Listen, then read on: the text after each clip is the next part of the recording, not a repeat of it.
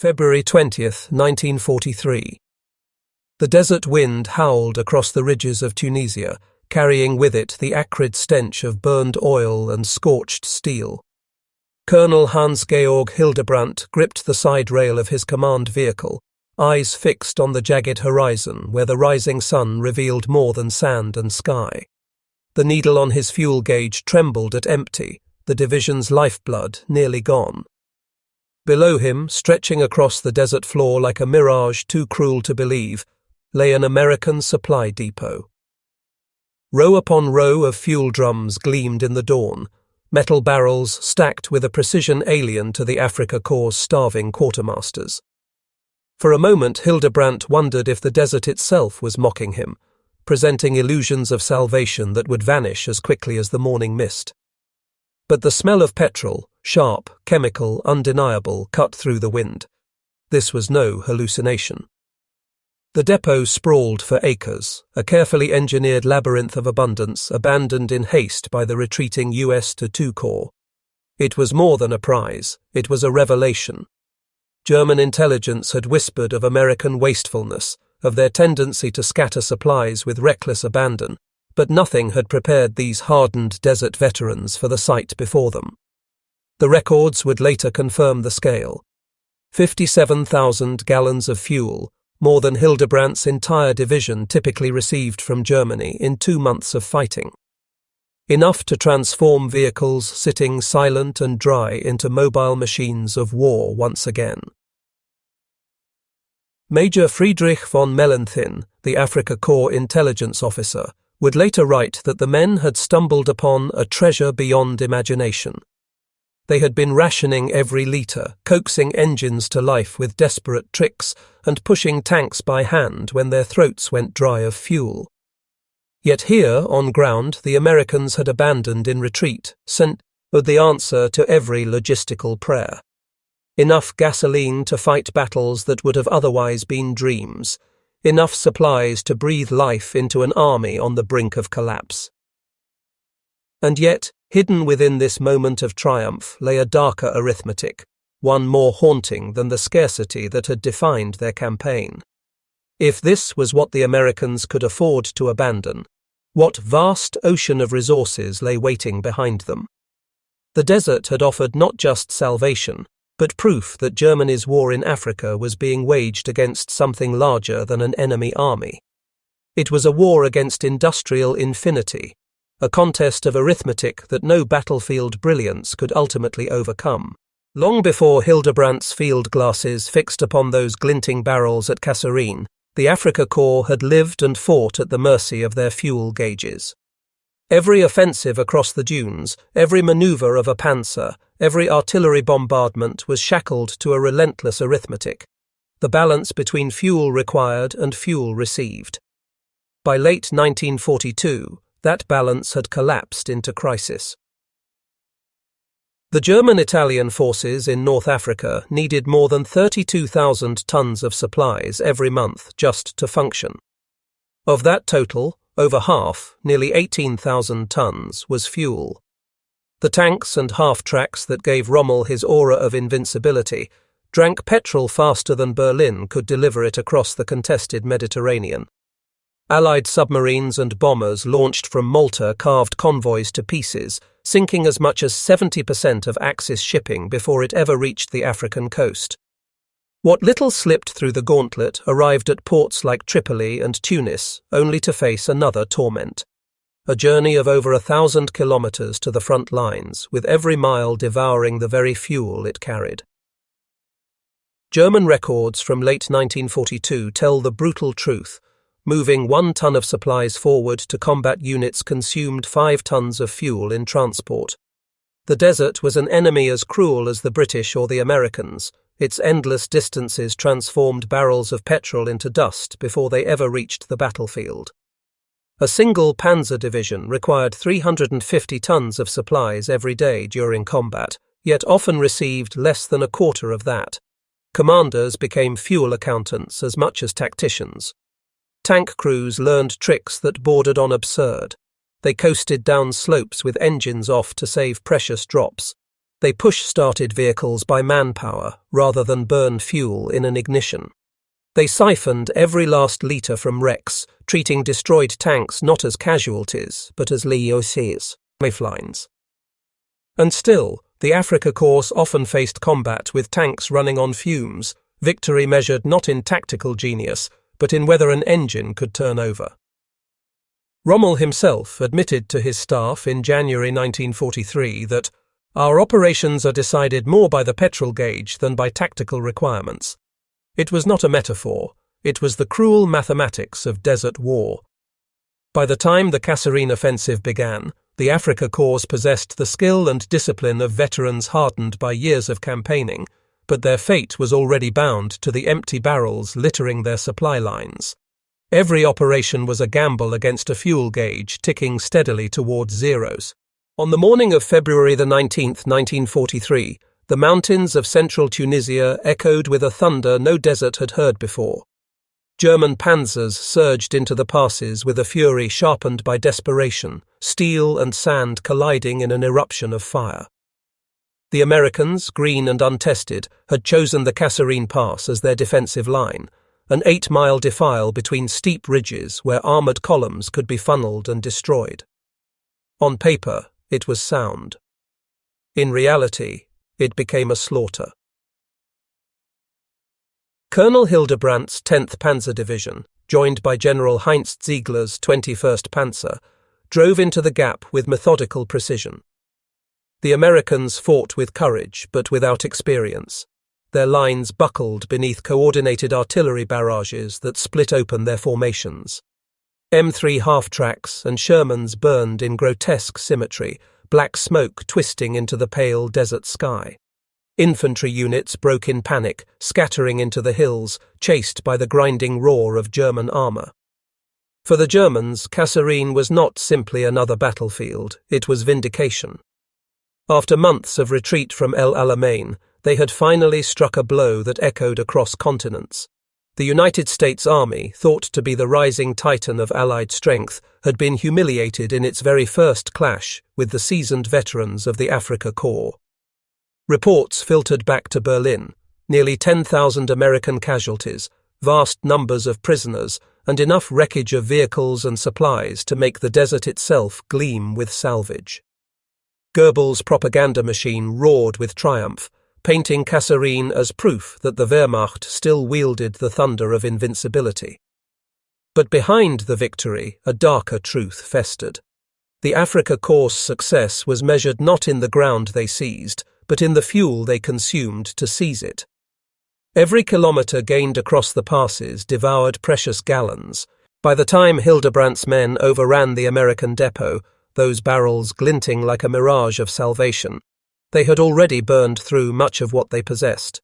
Their tanks stood poised on the edge of deeper conquest, yet their engines idled at the mercy of dwindling supplies.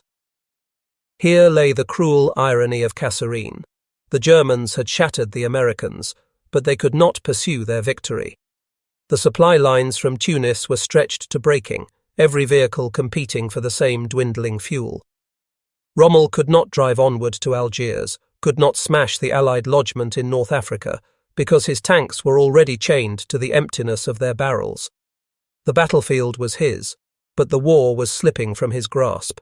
In the days after Kasserine, the desert lay strewn with the wreckage of American hubris and German triumph. Burned-out Shermans still smouldered on the rocky slopes, their twisted turrets pointing skyward like skeletal arms. Columns of prisoners shuffled under guard, their faces sunburned and stunned, unable to comprehend how quickly discipline had dissolved into disaster. For the men of the Afrika Korps, the battlefield was a gallery of spoils, crates of ammunition, convoys of abandoned trucks, and, most precious of all, barrels of fuel. For the first time in months, engines roared with something other than desperation. Vehicles that had sat silent were refilled and reborn, tank crews laughing bitterly as they wiped American petrol from their hands like consecrated oil. Yet amidst the jubilation, Rommel's expression remained grave.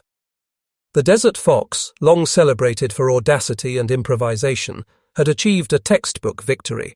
one that in any other theatre might have shifted the tide of war. But Rommel knew the numbers. He knew that his divisions had devoured nearly every drop of fuel in the attack, and that what they had seized was a gift too small, too late. The Americans had abandoned more in retreat than his men had received from Berlin in weeks, but it was still a fraction of what would be needed to sustain momentum. Standing over captured maps, Rommel traced the lines of advance that could have been westward to Tebessa, northward to Beaune, perhaps even a daring drive to Algiers to split the Allied forces in two. On paper, the path to decisive victory was there. In reality, it dissolved with every kilometre of desert, every tanker sunk in the Mediterranean, every empty barrel scattered across the sands. He confessed to his staff with rare candour that the bravest manoeuvres are meaningless without petrol. His words cut deeper than enemy fire. They were the epitaph of the Afrika Korps itself. For the Americans, the defeat became a crucible. Humiliation burned into determination, discipline forged under fire. Eisenhower, stunned by the rout, reshuffled commands and demanded reforms. The men who fled at Kasserine would, within months, return as hardened soldiers who would no longer crumble before German steel. For the Germans, the victory was ash in their mouths. Tactical brilliance, yes. Psychological triumph, certainly. But strategically, it was a dead end, a burst of fire that only illuminated the abyss of supply shortages awaiting them. Kasserine had given Rommel one last taste of glory, but even he, in his heart, knew it was not the beginning of a comeback. It was the flare before extinction. While Rommel's men siphoned captured American fuel into their tanks half a world away, the reality of the war's balance was being written not in sand, but in steel, oil, and factories. Kasserine had exposed the Americans' inexperience, but it had also revealed their greatest strength, an industrial machine so vast that even catastrophic blunders could be erased within weeks. In 1943 alone, the United States produced more than 86,000 tanks and armoured vehicles, enough to replace their entire North African force many times over. German intelligence reports, intercepted and analysed after the war, showed the shock among Axis planners. A single American plant, the Chrysler Detroit Arsenal tank factory, could produce more Shermans in a month than all of Germany's factories combined. And it wasn't just armour. The skies told the same story. The US Army Air Forces rolled out nearly 100,000 aircraft that same year, while Germany struggled to field barely a quarter of that number. But the real weapon was oil. America's reserves seemed limitless. In 1943, the United States pumped 4.7 million barrels of crude every single day, more than Germany and Japan combined could manage in a month. What Hildebrandt's men had found at Kasserine, those 57,000 gallons of fuel that felt like salvation, was, in American terms, a rounding error. Back home, the US produced that much petrol in just over a minute. The scale was beyond comprehension. For Rommel, this imbalance transformed Kasserine from a triumph into a revelation of futility. He could outmaneuver generals, outfight units, and humiliate armies, but he could not outproduce a continent. The Americans had abandoned more supplies in their retreat than the Afrika Korps could haul from Tunis in weeks. To his men, the depot was a miracle. To Rommel, it was proof that miracles would not matter. They were fighting against an enemy who could waste more in retreat than Germany could dream of supplying in victory. Even Berlin's high command sensed the futility. Internal memoranda between the OKW staff quietly admitted that the North African front had become a drain without return. Hitler, clinging to the illusion of strategic surprise, demanded Rommel push on. But Rommel knew the arithmetic.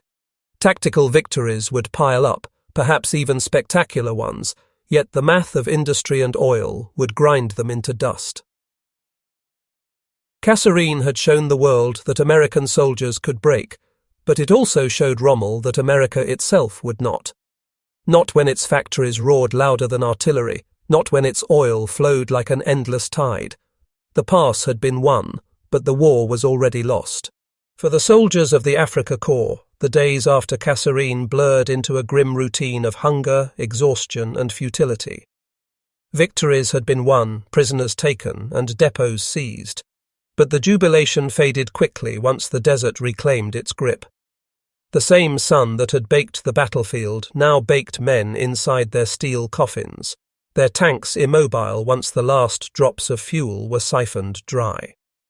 Letters from the front, many later captured by Allied intelligence, tell a haunting story.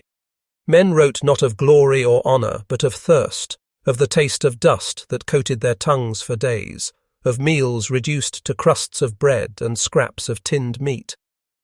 A corporal in the 10th Panzer Division confided to his wife, "We fight like lions when the tanks move, but when they stop, we are no better than beggars in the sand." Fuel dictated everything. Convoys crawled across the desert at night to avoid Allied aircraft, only to stall at dawn when their jerry cans ran dry. Soldiers were ordered to drain petrol from wrecked vehicles, from ambulances, even from generators that powered their own field hospitals. Trucks meant to bring supplies from Tunis were stripped and abandoned when they could no longer burn. Some men marched beside their tanks instead of riding in them, conserving fuel for when the engines were truly needed. Every kilometre forward was bought at the price of immobility tomorrow. The irony was bitter. German soldiers could capture American depots one week, only to find themselves immobilized the next, staring across dunes at Allied supply lines that never seemed to falter. Rumours spread like wildfire in the camps, that the Americans had so much fuel they bathed in it, that their soldiers threw away tins of meat untouched, that behind every unit was another convoy, another column of trucks, another ocean of supplies. The men of the Afrika Korps hardened. Veterans of Tobruk and El Alamein began to see themselves not as conquerors, but as men stranded in a desert war they could no longer win. Morale shifted. Pride in their tactical brilliance curdled into resignation.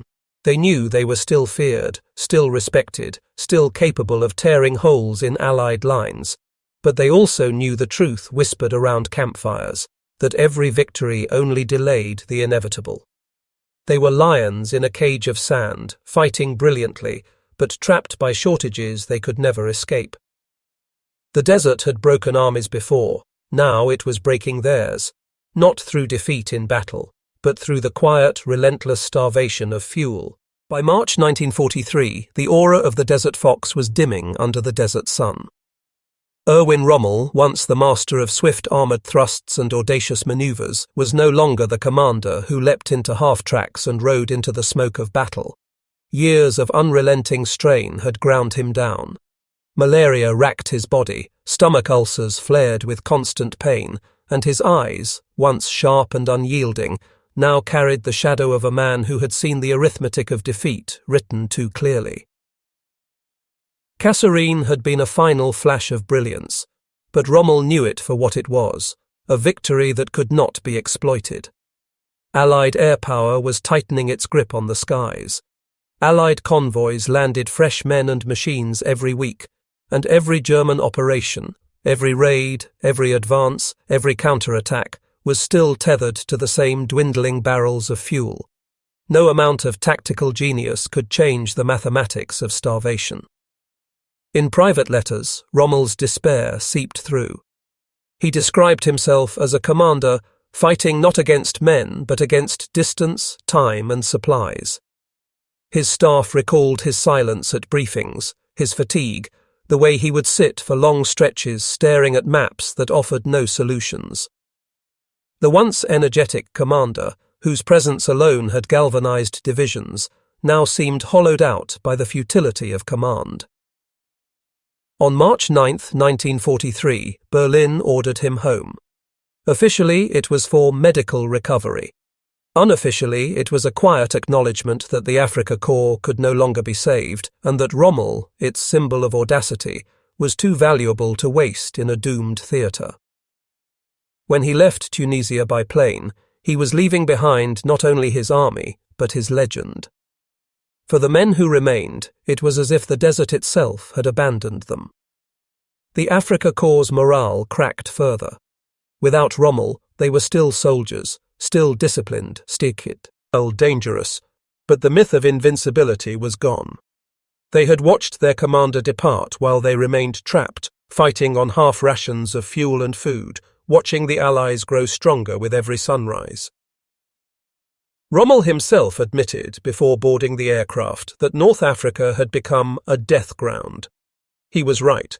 What had begun as a campaign of daring maneuvers and spectacular victories was dissolving into a siege of shortages. The Desert Fox left Africa not as a conqueror, but as a man who knew the cage had finally closed. When Rommel's plane lifted off the Tunisian airstrip, the fate of the Afrika Korps was sealed. Those left behind faced not a campaign of maneuvers, but a campaign of survival. The Allies, fresh from humiliation at Kasserine, regrouped with astonishing speed. Reinforced by British veterans and supplied by endless American convoys, they advanced like a tide that could not be turned back. The Germans and Italians, clinging to a shrinking perimeter in northern Tunisia, fought with the ferocity of cornered men, but the noose was tightening every day. Fuel shortages became catastrophic. Panzer crews sometimes waited days for a few jerrycans, only to burn through them in hours of combat. Entire units were immobilized, their tanks dug into the earth as makeshift artillery because they could not move. Trucks rotted in the sand for want of petrol, while Allied columns surged forward on rivers of fuel that seemed without end. One German officer bitterly remarked, "We are fighting with our hands tied, while the enemy drives over us with machines that never rest." Allied air superiority turned the battlefield into a slaughterhouse. With fuel so scarce, German fighters could barely take to the skies. The Luftwaffe, once feared, was reduced to a handful of sorties, while swarms of Allied aircraft roamed at will, bombing convoys, strafing columns, and pounding defensive positions. Every attempt to resupply from Sicily was savaged by Allied naval and air forces. The desert that had once favoured German cunning now became a cage, its exits sealed by overwhelming power. By April, the German and Italian forces were compressed into a pocket around Tunis and Bizerte.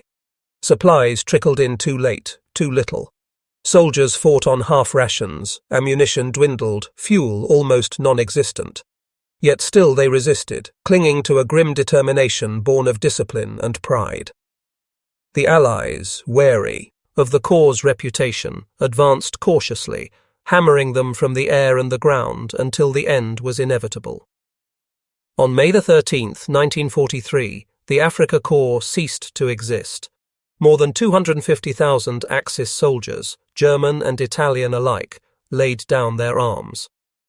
The surrender was larger than Stalingrad, a mass capitulation that stunned the world. But unlike Stalingrad, this collapse had not been forged in frozen hell. It had been drained away, gallon by gallon, in the burning desert sun. The legend of the Desert Fox was over. His men, once feared as masters of maneuver warfare, were marched into captivity, their tanks rusting husks in the sand. North Africa had consumed them, not through defeat in one battle, but through the relentless starvation of supplies. The desert had demanded fuel as its tribute, and when Germany could no longer pay, the Afrika Korps was swallowed whole. In the decades after the war, the Battle of Kasserine Pass became one of the most dissected clashes of World War II, not for what it achieved, but for what it revealed. To the Germans, it was remembered as one of their last great desert victories, a moment when the Afrika Korps still burned with the brilliance of maneuver and ferocity. To the Americans, it was a humiliation so profound that it reshaped the very character of their army. Military historians still argue whether Kasserine was a triumph or a tragedy, but all agree it was a crucible. For the United States, it was the first true blooding of an army that had entered the war with untested confidence. The young American soldiers at Kasserine were brave, but raw. Their officers, many chosen more for politics than experience, failed to grasp the tempo of modern mechanized warfare. The route was severe. Tanks abandoned, men fleeing in panic, divisions collapsing under pressure. It was a wound that stung long after the guns fell silent. Yet from that wound came transformation. Eisenhower, shaken by the scale of the defeat, sacked inept commanders and elevated men like George Patton, whose ruthless discipline and fiery leadership would forge a fighting force capable of standing toe-to-toe with the Wehrmacht. Training became harsher, leadership more decisive, logistics more efficient. Within months, the same Americans who had broken at Kasserine would fight with deadly efficiency in Tunisia, Sicily, and Italy. The lesson of humiliation became the foundation of future victories. For the Germans, however, Kasserine was a victory that aged into bitterness. At the time, it fed propaganda, bolstered morale, and reminded the world that the Afrika Korps still had teeth. But as the years passed, it came to symbolize something else: the futility of tactical brilliance in the face of strategic collapse.